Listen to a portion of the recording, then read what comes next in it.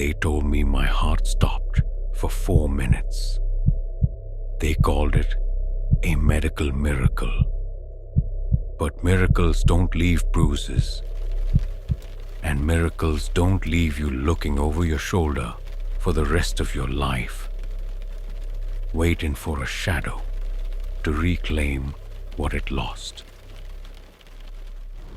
I still remember the peppermint. My dad was humming a folk song, his fingers tapping the steering wheel. My mom was reaching back to hand me a juice box, her eyes crinkling the way they did when she was about to tell a joke.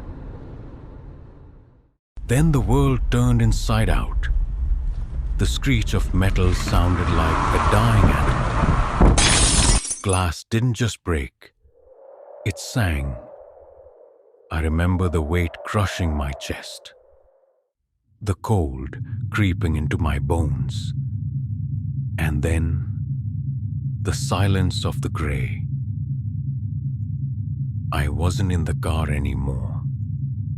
I was standing in a forest made of ash and mist.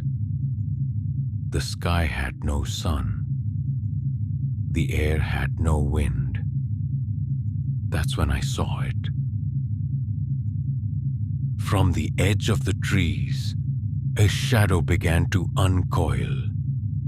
It wasn't a man. It wasn't even a shape. It was a void. A patch of absolute darkness that drank the light around it.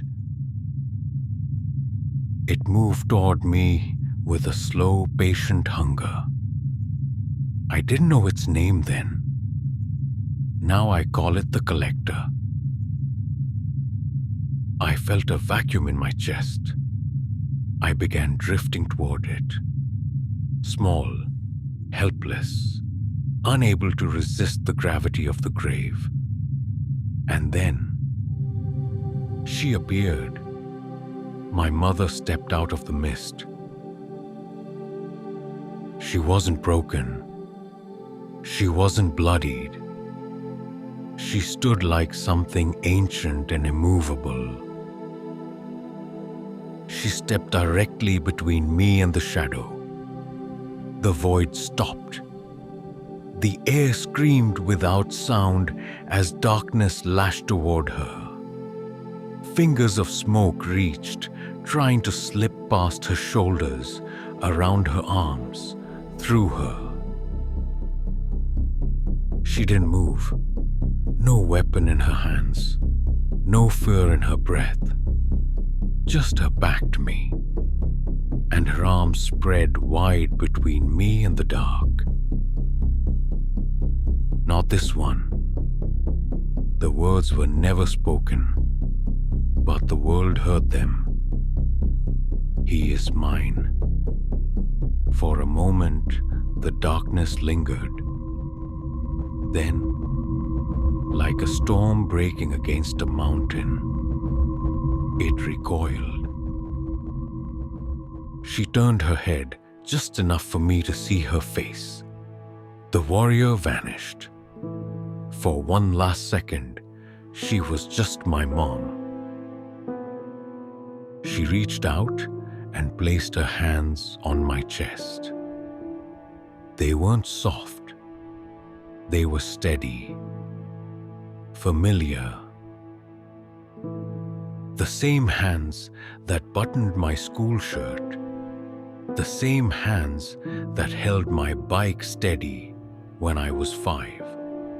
The same voice that told me not to be afraid of thunder. "It's not your time, my sweet baby," she said. "Go back. Live." She didn't guide me. She pushed me back with the same force she once used to pull me out of traffic when I ran too far ahead. Only this time, she wasn't saving me from a car. She was saving me from forever. I slammed back into pain. The smell of gasoline, the scream of sirens, rain on broken glass. My heart restarted. They called it a miracle. I am 30 years old now. My parents are long gone, but I didn't come back alone. The collector still lingers.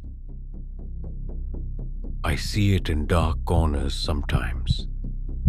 A patient absence, unfinished, waiting. But it never comes closer than the space behind my back, because she's still there. I used to tell people my mother saved my life. It took me 20 years to understand what that meant. She never crossed whatever waited beyond the gray. She never stepped into whatever light calls the dead home. She stayed, not because she was trapped, because she chose to. Sometimes I wonder if she's tired, if she ever wanted to rest, if I'm the reason she cannot. But every time the air turns cold and the darkness moves closer, I feel warmth at my back. Not a ghost, not a whisper, a presence. She didn't just save me that night. She traded her peace for my future. She gave up her eternity so I could have mine. And somewhere beyond the veil, my mother is still standing between me and the dark. Not because she has to, but because I am hers. I am the ledger of the lost, the boy who walks in the light because his mother chose to stand in the dark. A mother's love is the only light that even darkness must obey. When the world falls into shadow, no force is stronger than a mother protecting her child.